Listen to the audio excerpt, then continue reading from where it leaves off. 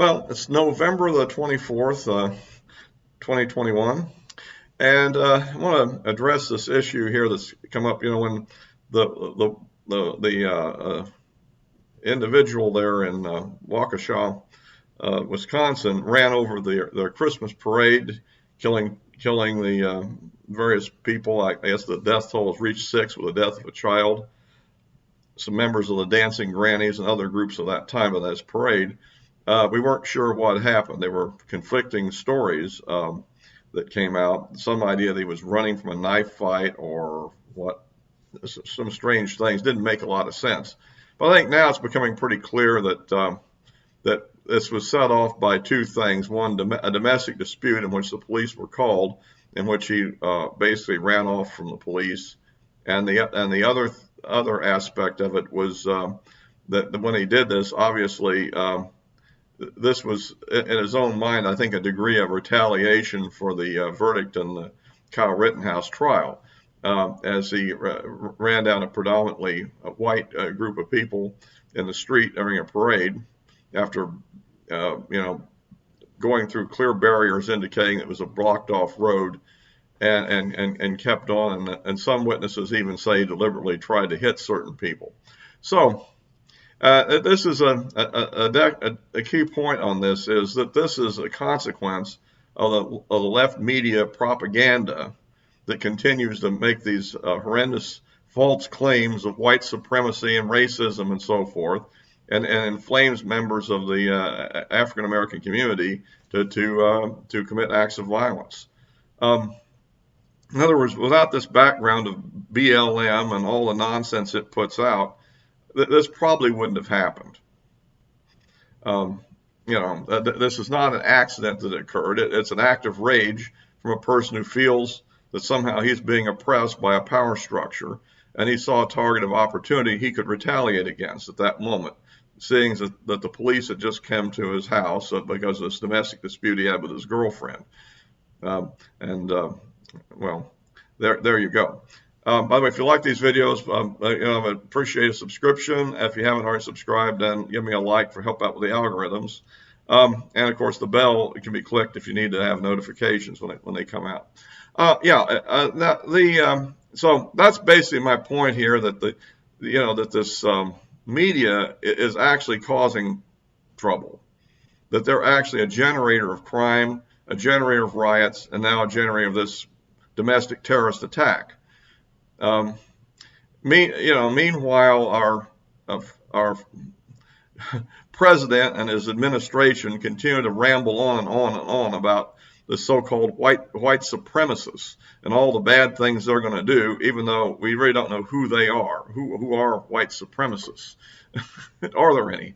Well, I suppose there are some hapless individuals that subscribe to something that might be called that, but they're really not a very influential group. They're not very widespread, and they really don't do very much. And so it's like this is a primary effort that the government should be worried about. Seems to be kind of misplaced. And so anyhow, but I just thought I'd kind of address this because I think that, it goes back to the whole founding of Black Lives Matter as an organization. We'll have to recall the history of this. It all emerged out of the Trayvon Martin case in, 2012, in which the media made false claims that George Zimmerman, a, quote, white Hispanic, okay, whatever, had stalked and murdered poor little innocent Trayvon Martin, right? And we later found out, of course, that's not what had occurred. What had actually occurred is that Trayvon Martin was behaving somewhat suspiciously, walking, through people's properties, not on the sidewalk and so forth, perhaps just to stay out of the rain. And at any rate, there had been a variety of burglaries with suspects that had been pretty much identified as looking similar. And so he was simply following them to see where he was going and to call the police, which he did, called the police on a non-emergency line.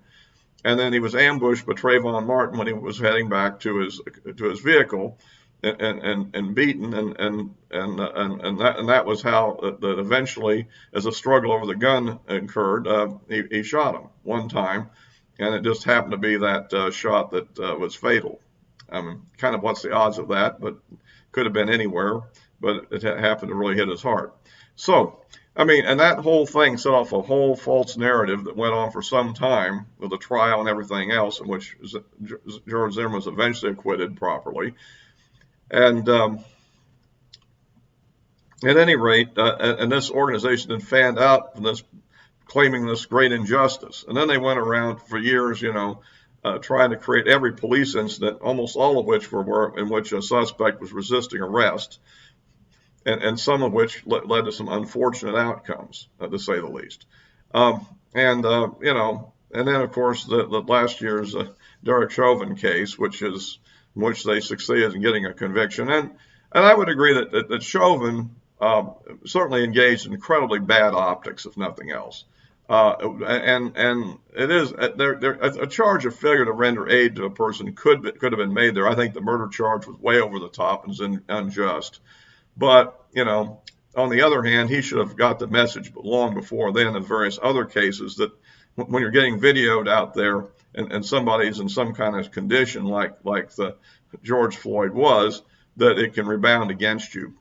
At any rate, and that's not to say, I mean, in other words, I think he should have got his knee off the guy's neck a long time before the guy succumbed. My own conviction is he would have died anyhow, because I don't believe the knee killed him. I don't think the knee was blocking his airway. I think in reality it was just holding him in place. And the thing was that which seems to have never really been brought up adequately in the trial was he was complaining he couldn't breathe when he was basically still standing up, and when they were trying to get him into the vehicle. So, I mean, more than likely this was some kind of a panic attack and whatever. But at any rate, that has continued to be an issue, and we'll see if the guy has any success in appeals in the very liberal-dominated Minnesota court system. We don't have a lot of hope for that, I don't think.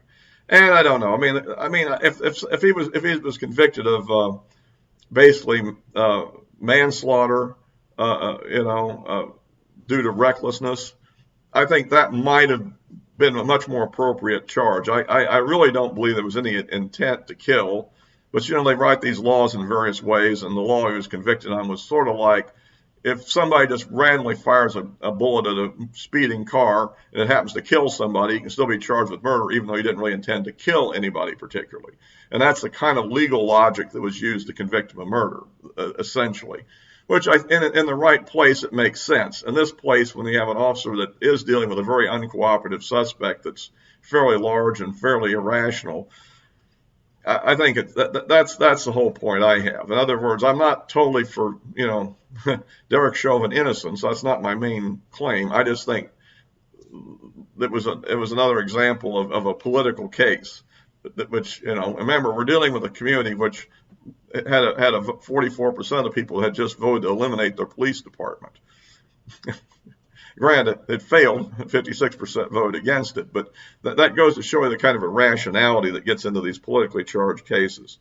It's anyway, just kind of my thought that all this hate propaganda coming in the left-wing media has killed 6 people already in Waukesha, Wisconsin, and has probably has injured many others, some of which are still in critical condition at this time. And so that's the thing. I think that there's the fact that we have an administration that kind of gives a green light and a thumbs up to this kind of rhetoric, I think is what the main thrust of my video here. I'm not going to say that there aren't people that are killed by the police and mistreated on occasion. After all, the police are only human, but most of these instances, I still come down to the fact that if the same thing happens to a person that's not black, particularly a white person, generally there's almost no complaint at all. There's no organization that goes into hyperdrive, and these things have happened too. It's usually a situation where the person is resisting arrest, and the basic thing there is if don't resist arrest, and you'll probably be a lot better off. Anyway, so that's kind of my opinion. Now, there are other issues that are coming. I don't disagree that there could be some reforms, better training, probably better conditions even in confinement. could be justified. But you get into the issue of like, look at the situation that's happening to the January 6th protesters in D.C. Well, before they were thrown into these miserable conditions, I presume that there were other people in D.C., predominantly African American, I assume, who were thrown into those same conditions. So, this is, an ongoing debate and all that. At any rate, I just kind of wanted to hit this issue because it is kind of topical. And other than that, I wish everybody a happy Thanksgiving, and hope you enjoy turkey or whatever you choose to eat. And we'll be back after Thanksgiving with other videos, I'm sure.